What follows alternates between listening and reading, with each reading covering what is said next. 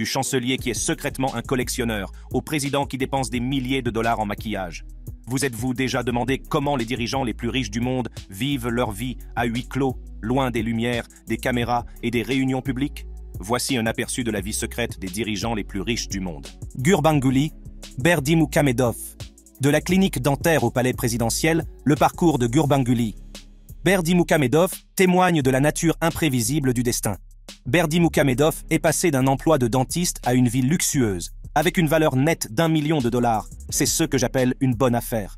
Né en 1957 dans le village de Babarap, dans ce qui était alors la République socialiste soviétique de Turkménistan, le jeune Gurbanguly a grandi dans un monde très éloigné de la richesse qu'il allait acquérir plus tard. Après avoir terminé ses études à Ashgabat, la capitale, il s'est lancé dans une carrière aussi noble que modeste, la dentisterie. Mais le vent du changement soufflait sur l'Union soviétique et, à l'aube des années 1990, le Turkménistan s'est retrouvé au bord de l'indépendance. C'est au cours de cette période chaotique que la carrière de Berdimuhamedov a pris un tournant inattendu.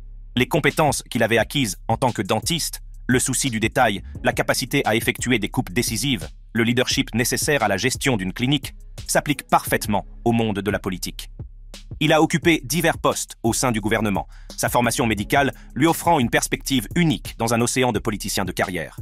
Son ascension dans le monde politique a été régulière. Et, à l'aube du nouveau millénaire, M. Berdimuhamedov connaissait tout de la politique du Turkménistan. En 2006, la mort du premier président du Turkménistan, Saparmurat Niyazov, a laissé un vide à combler. Berdimuhamedov, avec son mélange unique d'expérience médicale et politique, était prêt à entrer dans le rôle qui définirait son héritage. Bertie Ahern. Bertie Ahern, l'homme qui a dirigé l'Irlande en tant que Taoiseach, aurait dépensé la somme exorbitante de 167 000 € en maquillage depuis le début de son mandat en 1997. Pour mettre ce chiffre en perspective, il s'agit d'un montant stupéfiant de 27 447 € rien que pour l'année dernière. Il ne s'agit pas d'une simple goutte d'eau dans le mixeur de beauté, mais d'une dépense hebdomadaire de 550 €, soit près du double du salaire minimum. Alors que le commun des mortels ne dépense qu'une somme modeste pour ses soins de la peau, le cachet cosmétique de M. Ahern aurait pu constituer une bouée de sauvetage pour les services publics. L'argent dépensé en cosmétiques aurait facilement pu couvrir le coût d'une année de soins en maison de retraite pour 6 personnes âgées. Mais un homme se doit d'être beau pour les caméras. La ventilation du budget beauté de Mme Ahern comprend un éventail de produits et de services qui laisseraient pantois même les amateurs de beauté les plus chevronnés. Des crèmes hydratantes pour le visage et les mains aux produits anti-brillance et aux fards à joues, en passant par les produits d'exfoliation, les soins pour les yeux, les fonds de teint, les crèmes anti-imperfection et anti-rides. La liste est aussi complète qu'elle est coûteuse. Sans oublier l'inclusion potentielle de masques, d'huile de massage et de traitements pour le cou, le visage et les ongles. Certains Irlandais estiment que Bertie Ahern a fait du bon travail lorsqu'il était au pouvoir, mais il est indéniable qu'il était peut-être un peu trop vaniteux. Prayut Chan-o-cha. Les rapports suggèrent que le portefeuille de Prayut comprend une variété de biens immobiliers, tous plus somptueux les uns que les autres. Qu'il s'agisse d'une luxueuse résidence dans le quartier huppé de Bangkok ou de maisons de vacances disséminées dans la campagne pittoresque, l'étendue de son patrimoine immobilier donne l'image d'un homme qui a su tirer parti de sa position pour amasser d'importantes richesses personnelles. Il a également été révélé que Prayut Chan-o-cha et son épouse valent la somme astronomique de 3,9 millions de dollars. En dehors de son vaste portefeuille immobilier, Prayut est propriétaire de 5 voitures de luxe, dont une Mercedes-Benz, une Porsche et une Panamera. Mais ce n'est pas tout, Prayut possède également 9 armes à feu et une collection de montres-bracelets de luxe. En 2014, Prayut est devenu une figure centrale de la politique thaïlandaise lorsqu'il a assumé le rôle de Premier ministre à la suite d'un coup d'État militaire. Ce moment charnière dans l'histoire de la Thaïlande l'a propulsé dans une position d'influence significative au sein du pays. Cependant, le pouvoir offre des opportunités et, pour Prayut Chan-o-cha, cela signifie l'accès à des ressources qui peuvent faciliter l'acquisition de propriétés et d'actifs bien au-delà de la portée du citoyen moyen. Son mandat de Premier ministre thaïlandais a été marqué par des politiques économiques et des projets d'infrastructures qui ont remodelé le paysage thaïlandais. C'est dans ce contexte de croissance économique et de développement national que le mode de vie et les biens de Prayut ont fait l'objet d'un examen public. Joe Biden. Bienvenue dans le monde de Joe Biden, le 46e président des États-Unis, dont les vacances dépendent en grande partie de la gentillesse de ses riches amis. On pourrait s'attendre à ce que Joe Biden, dont la fortune est estimée à environ 10 millions de dollars, prenne en charge ses frais de vacances. Mais ce n'est pas toujours le cas. Tout d'abord, il est un visage familier de la propriété de David Rubenstein à Nantucket. On sait que le président passe son temps à prendre le soleil dans cette forteresse de confort de 13 000 pieds carrés. La propriété palatiale de Rubenstein est un autre lieu de villégiature privilégié par Biden. Cette propriété, merveille d'architecture moderne et de charme ancien, a été achetée en 1998 pour 8 millions de dollars. Aujourd'hui, elle témoigne de la réussite de Rubenstein, une propriété tentaculaire évaluée à 38,9 millions de dollars. La résidence principale s'étend à elle seule sur plus de 8000 pieds carrés, entourée d'une constellation de structures supplémentaires dont une maison d'amis et un pavillon pour la piscine. C'est un endroit où les Biden peuvent se détendre, loin des regards, avec des équipements dont la plupart des gens ne peuvent que rêver. Une piscine, un jacuzzi et un court de tennis, le tout à portée de main. Si j'avais des amis riches, je passerais certainement le plus de temps possible à me prélasser dans leur propriété privée. Angela Merkel. Derrière la façade d'autorité et de richesse, il existe une Merkel privée, qui adopte un comportement qui contraste fortement avec sa personnalité publique. Malgré son aisance, ses ressources et une valeur nette de 11,5 millions de dollars, Madame Merkel a avoué avoir accumulé de la nourriture et des produits d'entretien. Cette révélation dresse le portrait d'une dirigeante qui, malgré son statut, n'a pas abandonné les habitudes ancrées dans un passé marqué par la pénurie et l'incertitude. Madame Merkel est une femme qui a habilement dirigé le cours d'une nation tout en conservant une personnalité qui défie les attentes d'une personne de son statut. Née le 17 juillet 1954 à Hambourg, en Allemagne de l'Ouest, Madame Merkel a grandi à temps plein, en Allemagne de l'Est, une région où régnait l'ombre de la pénurie. Son père, pasteur luthérien, et sa mère, enseignante, lui ont inculqué les vertus de l'assiduité et de l'économie.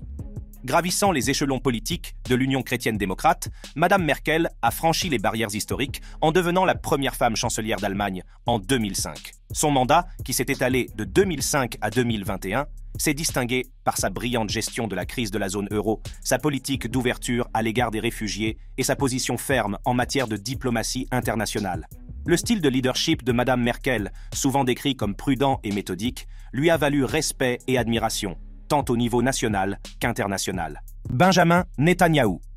Ces derniers temps, Benjamin Netanyahou a été critiqué pour ses habitudes de consommation qui vont de l'achat de milliers de dollars de crème glacée au paiement de frais exorbitants pour simplement dormir sur un volume.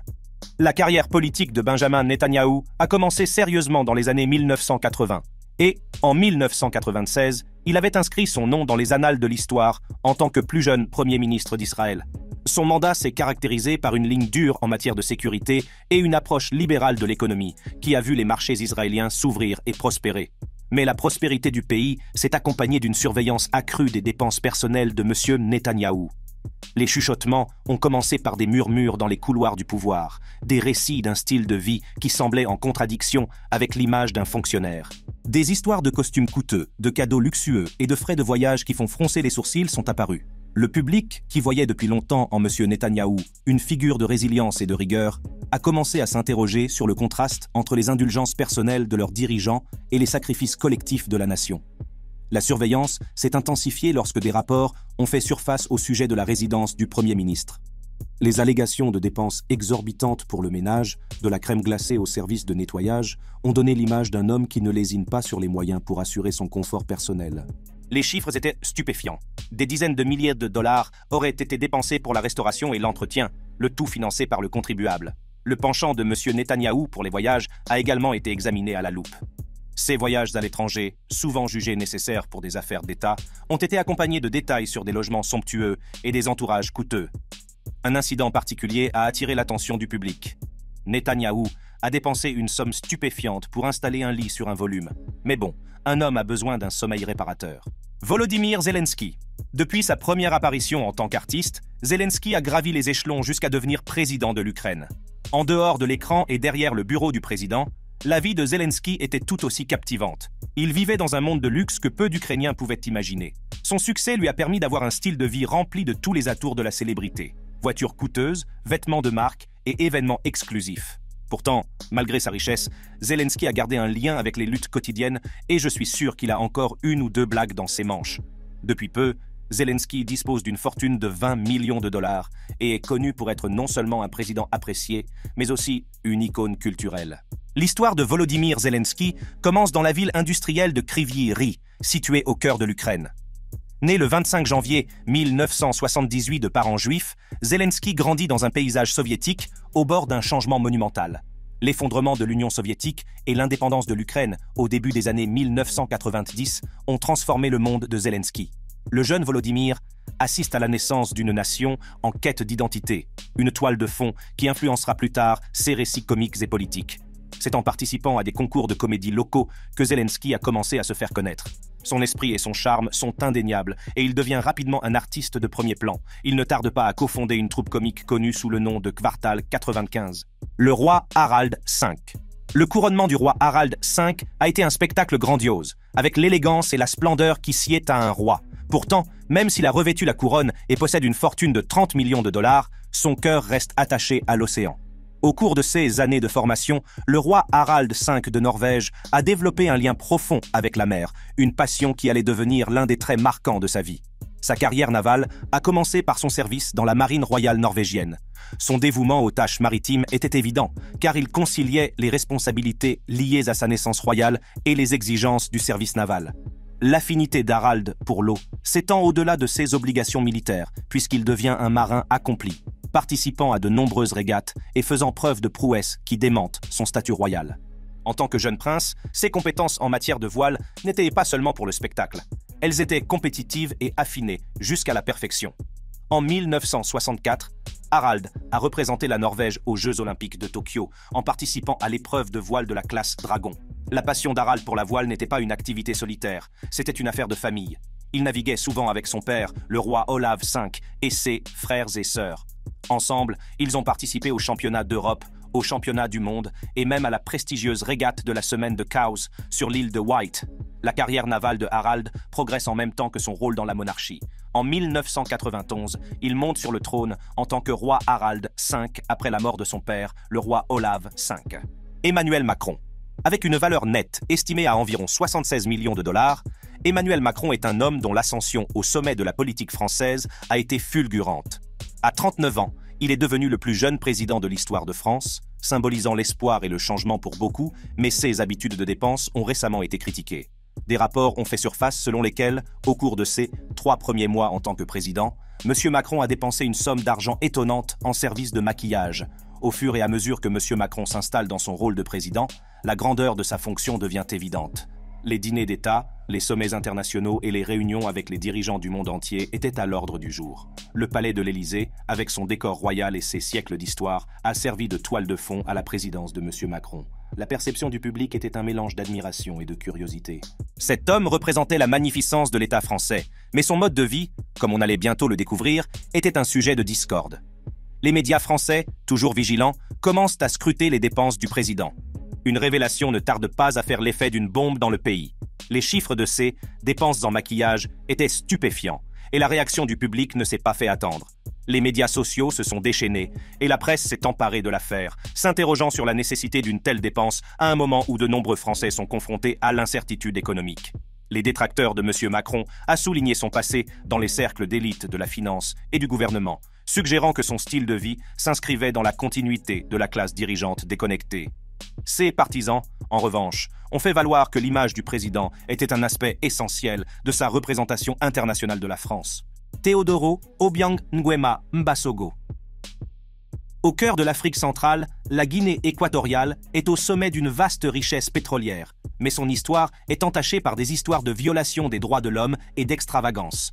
Au centre de ce contraste se trouve Teodoro Obiang Nguema Mbasogo, un homme dont la fortune nette s'élève à 600 millions d'euros et qui possède un parc automobile comprenant des Lamborghini, des Ferrari et des Bentley. Le mandat de M. Obiang en tant que président depuis 1997 a été aussi durable que controversé. Autrefois à la tête de la prison de Black Beach, un lieu synonyme de torture et de peur, la mainmise d'Obiang sur le pouvoir a été inflexible. Son règne a fait gonfler les coffres de la nation, tandis que ses détracteurs dénoncent une vie de luxe au milieu d'une pauvreté généralisée. Son penchant pour les dépenses somptuaires est aussi notoire que sa carrière politique. Sous son règne, la Guinée équatoriale a connu une croissance économique, mais ses indulgences personnelles racontent une autre histoire. Les récits de ses acas extravagants sont aussi fascinants que déconcertants. Obiang et sa famille ont amassé une collection de voitures de luxe qui ferait pâlir d'envie n'importe quel passionné d'automobile. Mais les dépenses ne s'arrêtent pas aux véhicules haut de gamme. Le portefeuille immobilier de la famille est tout aussi impressionnant, avec des maisons opulentes dans le monde entier, des rivages ensoleillés de Malibu aux boulevards historiques de Paris. Le contraste entre ces dépenses somptuaires et les conditions de vie du citoyen moyen en Guinée équatoriale est saisissant.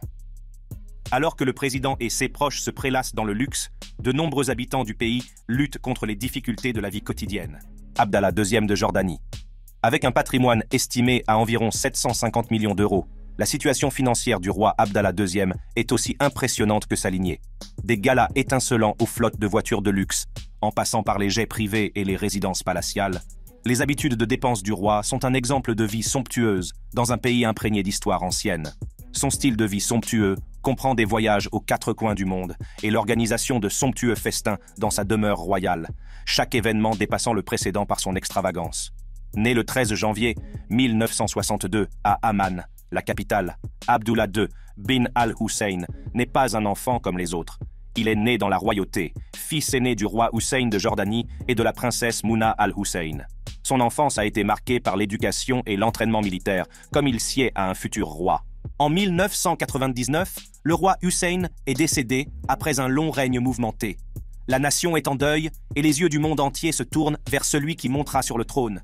De manière surprenante, le roi Hussein, sur son lit de mort, a désigné Abdullah comme son successeur, écartant l'oncle d'Abdullah, le prince héritier Hassan, qui avait été l'héritier attendu pendant près de 3 décennies. L'accession au trône du roi Abdallah II a marqué le début d'une nouvelle ère pour la Jordanie. Le jeune roi, âgé de 37 ans, entrait dans des chaussures bien plus grandes que toutes celles qu'il avait occupées auparavant.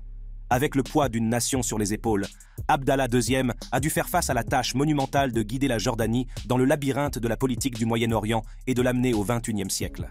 Albert II. La vie d'Albert II témoigne de l'apogée de la richesse, non seulement par sa flotte de yachts qui rivalisent avec la taille des hôtels particuliers ou sa collection de voitures de collection qui ferait battre le cœur de n'importe quel passionné, mais aussi par son extraordinaire collection d'œuvres d'art. Les murs de sa résidence sont ornés de chefs-d'œuvre qui font l'envie des musées du monde entier. Chaque peinture et sculpture est un chapitre de l'histoire de l'art, des classiques de la Renaissance aux chefs-d'œuvre modernes, représentant une fortune en capital culturel. Albert II de Monaco est monté sur le trône le 6 avril 2005, à la suite du décès de son père, marquant le début d'une nouvelle ère dans l'histoire mouvementée de Monaco. Ce titre lui confère non seulement les responsabilités de l'État, mais aussi l'accès à un trésor royal légendaire. Il a hérité d'une fortune familiale et d'un fonds souverain qui se chiffrerait en milliards, ce qui lui permet de mener un train de vie dont la plupart des gens ne peuvent que rêver. En tant que souverain du deuxième plus petit pays du monde, Albert II a maintenu et même élevé le statut de la principauté en tant que terrain de jeu pour les riches et les célèbres. Ses habitudes de consommation reflètent son statut royal, avec des investissements dans l'art, l'immobilier et une collection personnelle qui comprend certaines des pièces les plus recherchées au monde. La richesse du prince ne s'arrête pas aux biens matériels. Son portefeuille financier est aussi diversifié que vaste, comprenant des investissements dans l'immobilier, des actions et peut-être même des trésors sur lesquels le public ne peut que spéculer. Son patrimoine net s'élève à 1 milliard de dollars. Bachar al-Assad. Bachar al-Assad, le président de la Syrie, mène une vie d'une splendeur sans pareille. Son penchant pour les belles choses se manifeste non seulement dans sa collection de costumes sur mesure, mais aussi dans sa panoplie de montres de luxe et dans les chaussures exclusives en cuir italien qui ornent ses pieds. Sa fortune est estimée entre 1 et 2 milliards de dollars. Sa résidence, souvent décrite comme un palais, n'est pas seulement ornée de sols en marbre et de lustres en cristal. L'opulence s'étend à ses moyens de transport, avec un parc de voitures haut de gamme qui comprendrait des marques comme Bugatti et Lamborghini, synonymes de luxe et de richesse. La possession présumée d'un luxueux yacht renforce encore son image d'homme qui ne lésine pas sur les moyens pour assurer son confort. Le goût d'Assad pour le luxe donne une image d'opulence, malgré le fait que le pays qu'il dirige est plongé dans un conflit dévastateur. Les révélations sur son mode de vie opulent contrastent fortement avec les souffrances de la population syrienne, dont une grande partie a été déplacée ou vit dans la pauvreté en raison de la guerre en cours. Le récit prend une tournure encore plus sinistre avec la controverse entourant le régime d'Assad et l'utilisation de la guerre chimique.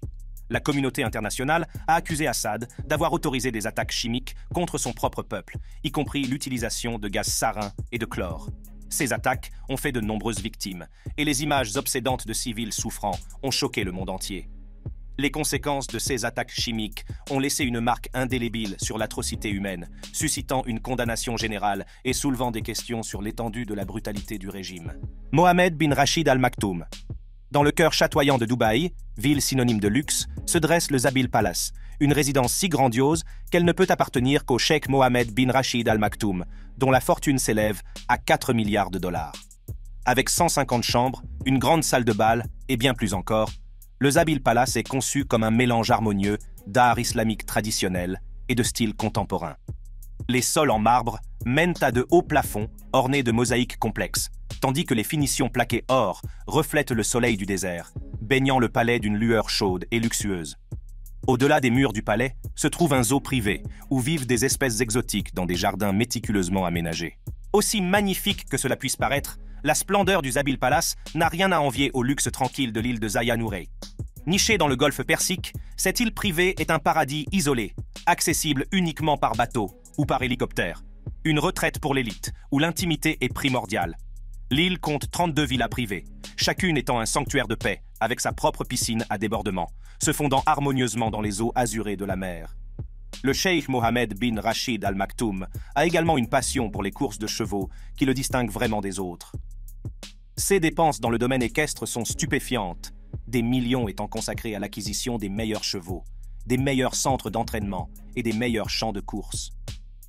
Ces chevaux dominent souvent la scène des courses, inscrivant son nom dans les annales des légendes équestres. Kim Jong-un. Le dirigeant suprême de la Corée du Nord, Kim Jong-un, a un penchant pour les choses les plus raffinées de la vie, et il ne s'agit pas seulement d'une préférence, mais d'une quête qui a permis de canaliser les fonds du pays vers un éventail de plaisirs haut de gamme. Je commencerai par la grandeur des résidences de Kim. On dit qu'il possède au moins 8 propriétés palatiales disséminées dans toute la Corée du Nord. La plus célèbre est sans doute la résidence Ryongsong, un complexe si vaste qu'il comprend son propre stand de tir, des pistes d'équitation et même un hippodrome. Selon les rumeurs, ce vaste domaine serait équipé de plusieurs piscines et d'un palais tapissé de marbre et d'or, véritable témoignage des goûts opulents de Kim. Mais l'extravagance ne s'arrête pas au seuil de ces nombreuses résidences. Kim Jong-un a une histoire d'amour bien documentée avec le monde des véhicules haut de gamme. Il possède une collection de plus d'une centaine de voitures, dont les marques Mercedes-Benz, Lexus et Rolls-Royce figurent en bonne place. Au-delà de l'éclat de sa collection de voitures, Kim aime les yachts. Un yacht de luxe, semblable à un palais flottant, a été repéré sur la côte est du pays. Il s'agirait de l'un des moyens de loisirs préférés de Kim. Ce bateau est estimé à 7 millions de dollars. Avec un patrimoine de 5 milliards de dollars, l'air n'est pas moins un terrain de jeu pour Kim Jong-un. Son jet personnel est un Ilyushin Il-62 de l'ère soviétique, personnalisé pour répondre à ses exigences de luxe. L'intérieur serait équipé de sièges en peluche, d'une chambre à coucher de taille normale et même d'une salle de conférence. Il s'avère que même le dirigeant le plus dictatorial du monde s'adonne à des choses plus raffinées dans la vie. Hans Adam II. À l'âge de 21 ans, Hans Adam II a acheté un portrait du maître hollandais Rembrandt van Rijn, une déclaration d'intention audacieuse qui a marqué le début d'un voyage de toute une vie dans le monde des beaux-arts.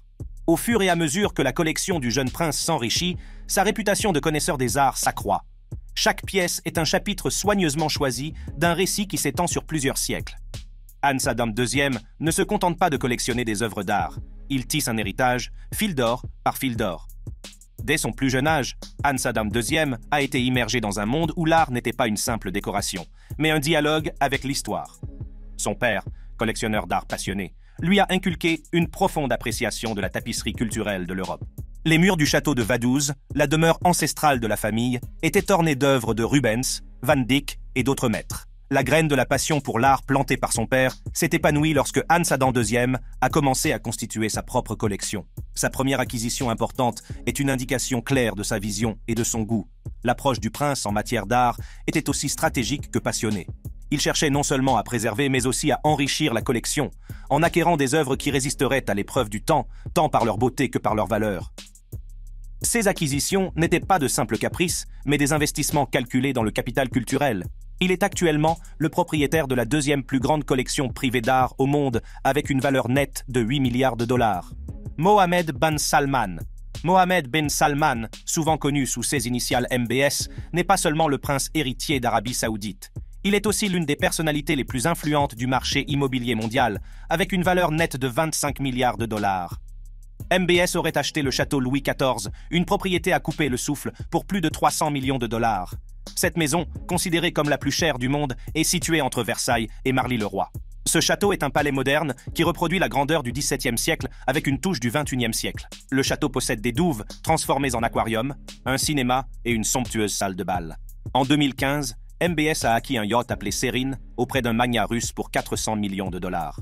Serin est l'un des plus grands super yachts privés au monde et est équipé de toutes sortes de commodités luxueuses dignes de la royauté. En 2017, des rapports ont fait surface selon lesquels MBS aurait dépensé plus de 450 millions de dollars pour acheter le tableau Salvatore Mundi de Léonard de Vinci. Il a également été rapporté que le tableau se trouvait à bord du yacht Sereine, mais ces rumeurs ont été démenties par l'ambassade d'Arabie Saoudite et le gouvernement des Émirats arabes unis. MBS a également joué un rôle déterminant dans le développement de Neom, une mégapole proposée dans la province de Tabuk, au nord-ouest de l'Arabie Saoudite. Avec un financement estimé à 500 milliards de dollars, Neom est envisagé comme un pôle d'innovation et de luxe, une destination qui pourrait redéfinir le mode de vie urbain. Hassan al-Bolkiah.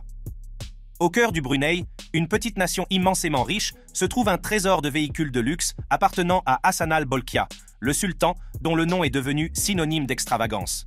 La passion du sultan pour les voitures n'est pas qu'un simple passe-temps, c'est un véritable empire sur roues.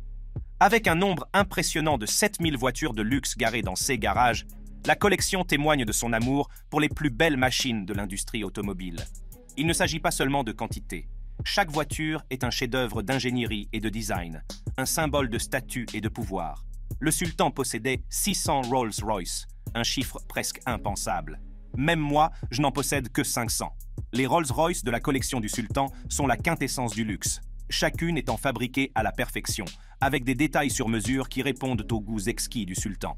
Dans les années 1990, la famille Bolkiah a acheté près de la moitié des Rolls-Royce vendus, ce qui a suscité l'admiration du monde entier. L'ampleur de cette collection soulève des questions quant à sa raison d'être. S'agit-il d'un symbole de richesse, d'un plaisir personnel, ou peut-être d'un amour pour l'ingénierie et le design? Les voitures du sultan ne sont pas seulement destinées à être montrées, elles font partie intégrante de son mode de vie. Elles sont utilisées lors de cérémonies officielles, de défilés et même comme cadeaux aux dignitaires et aux membres de sa famille. La valeur nette du sultan est estimée entre 28 et 30 milliards de dollars. Il n'est donc pas étonnant qu'il puisse offrir des voitures de luxe en cadeau sans sourciller. Mohammed bin Zayed Al Nahyan. Imaginez un monde où l'opulence ne connaît pas de limite, où l'éclat de l'or et le lustre du luxe ne sont pas seulement des aspirations, mais une réalité quotidienne. C'est le monde de Mohammed bin Zayed Al Nahyan, président des Émirats arabes unis et souverain d'Abu Dhabi. Son mode de vie extravagant témoigne de l'immense richesse et du pouvoir qu'il détient. Ses résidences palatiales sont plus que de simples maisons. Ce sont des monuments d'opulence, avec des domaines tentaculaires qui disposent de leurs propres plages privées et de jardins exotiques. L'une de ces résidences est l'Emirates Palace à Abu Dhabi, dont la construction aurait coûté environ 3 milliards de dollars. Cette merveille architecturale est un symbole de luxe, avec sa propre marina et son héliport. Avec une valeur nette de 30 milliards de dollars, les Al Nahyan possèdent un certain nombre de propriétés luxueuses, dont un palais présidentiel connu sous le nom de Qasr al-Watan. Ce palais, d'une valeur de 475 millions de dollars, s'étend sur 380 000 mètres carrés à Abu Dhabi. Il s'agit d'une merveille architecturale qui abrite des objets intéressants. Dans les airs, le goût du luxe de Mohammed bin Zayed Al Nahyan est tout aussi évident. Il possède un Boeing 787 Dreamliner, généralement utilisé par les compagnies aériennes pour transporter des centaines de passagers, mais dans son cas, il a été transformé en jet privé, avec des aménagements opulents dignes d'un palais. Le coût d'un tel avion personnalisé peut s'élever à plus de 600 millions de dollars. Vladimir Poutine. À la tête d'un pays dont l'histoire est marquée par l'autonomisation de ses dirigeants, M. Poutine a supervisé une croissance extraordinaire de l'étendue des privilèges présidentiels. Il a accès à près de 2 douzaines de palais et de villas, une collection de résidences qui laisserait pantois même les magnats de l'immobilier les plus chevronnés.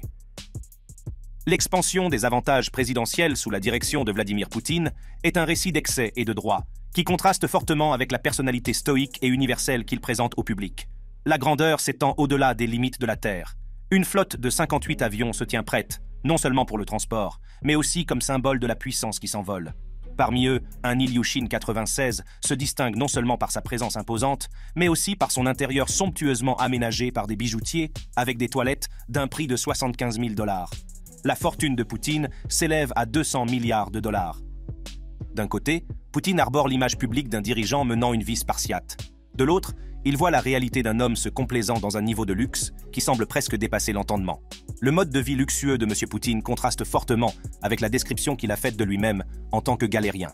Le contraste entre ces revenus déclarés et la richesse des équipements dont ils disposent soulève également des questions sur l'origine d'une telle extravagance. Cette histoire nous a amenés à nous interroger sur le véritable coût du pouvoir et sur le prix d'une couronne d'esclaves dans la Russie d'aujourd'hui. Comme le dit le proverbe, « Lourde est la tête qui porte la couronne ». Ces dirigeants sont confrontés à de lourdes tâches, mais il est indéniable qu'ils mènent une vie secrète derrière des portes closes. Regardez la vidéo suivante pour en savoir plus sur l'élite de la société.